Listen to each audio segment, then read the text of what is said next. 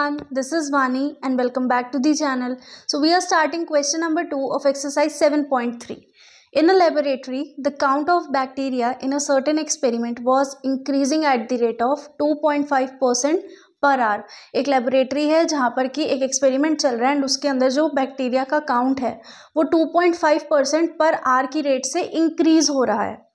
Find the bacteria at the end of 2 hours if the count was initially 5,06,000. So हमें ये पूछा गया है कि ये बताओ कि 2 घंटे तक वो एक्सपेरिमेंट चला एंड 2.5% पर आवर की रेट पर वो इंक्रीज हो रहा था. तो 2 आवर्स के बाद उसका काउंट कितना होगा अगर इनिशियल काउंट 5,06,000 था.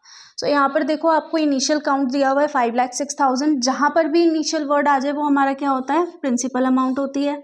ठीक है, रेट हमें दिया हुआ है, टाइम हमें दिया हुआ है. अब टाइम ज़रूरी नहीं है कि आपको ईयर्स में दिया हो, मिनट्स में भी हो सकता है, आवर्स में भी, सेकंड्स में भी.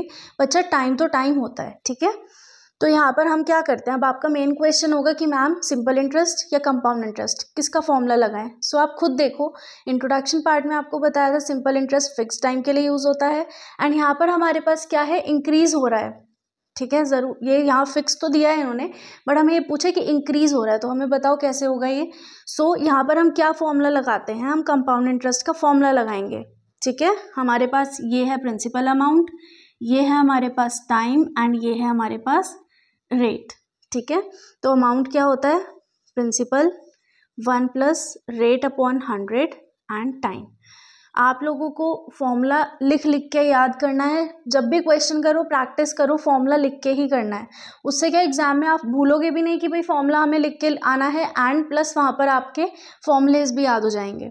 सो ये अमाउंट हो गया, प्रिंसिपल हमारा 5,06,000. जहाँ पर भी आपको इनिशियली अमाउंट मिल जाए, ज़रूरी नहीं है बेटा कि वो इनिशियली वर्ड आपको लिख कर देगा, वो कोई ना कोई ऐसी टर्म यूज़ करेगा जिससे आपको समझ आ जाएगा कि ये इनिशियल अमाउंट है, यानी कि प्रिंसिपल अमाउंट है. रेट हमारा है 2.5 upon 100 and time is 2 hours. ठीक है, अब अमाउंट इज इक्वल्स टू 5,06,000. अब अगर यहाँ पर मैं इसको सॉल्व करूँ, पहले हम यहाँ पर सॉल्व करते हैं. 1 प्लस 2.5 अपॉन 100, ये कैंसिल आउट होगा तो फिर ये यहाँ पर 10 आ गया, क्योंकि हमने अगर डेसिमल हटाया तो उसके नीचे 0 लगेगा ही लगेगा. ठीक है, सो 25 4 जा. ठीक है, सो 1 प्लस 1 अपॉन 40, तो 40 प्लस 1 इज 41 अपॉन 40, तो 41 अपॉन 40 का स्क्वायर. समझ आ गया ये चीज़ मैंने कैसे करी है यहाँ पर डायरेक्ट. चलो यहाँ पर भी कर देते हैं, ये आ गया 10, 25 4 जार. ठीक है, सो 4 10 जार इज 40. अब amount as it is 5,06,000 into 41 upon 40 into 41 upon 40. ये 2 टाइम्स क्यों लिखा है मैंने, बिकॉज यहाँ पर स्क्वायर है and square and square cube के अंदर हमने किया था. स्क्वायर क्या होता है, किसी नंबर को 2 बार मल्टीप्लाई करना, उसी के साथ क्या होता है, वो स्क्वायर होता है. सो यहाँ पर देखो अमाउंट हमने क्या किया, ये 0 यहाँ पर कैंसिल. ठीक है, सो 2 2 ज़ा 4 और 2 2 ज़ा 4, 2 5 ज़ा 10, 2 3 ज़ा 6 एंड 0. यहाँ पर से 2 2 1 ज़ा 2, 2 2 ज़ा 4, 2 6 ज़ा 12, 2 5 ज़ा 10. So that means 1265 into 41 upon 4. अब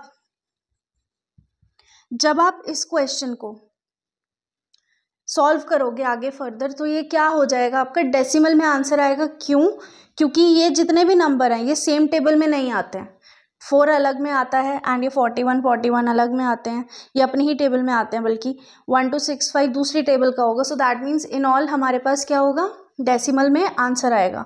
सो हमारा डेसिमल में आंसर यहाँ पर नियर अबाउट होगा 531,616.25. 531,616.25.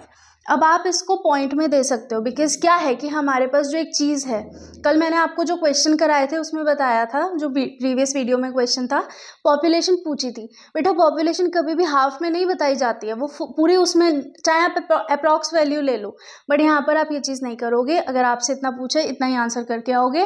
Find the bacteria at the end of 2 hours. So therefore bacterial count at the end of at the end of 2 hours is 531616.25. ठीक है, I hope clear हुआ होगा. So with question number 2 we are ending our video. We'll see you in next video. Till then keep practicing.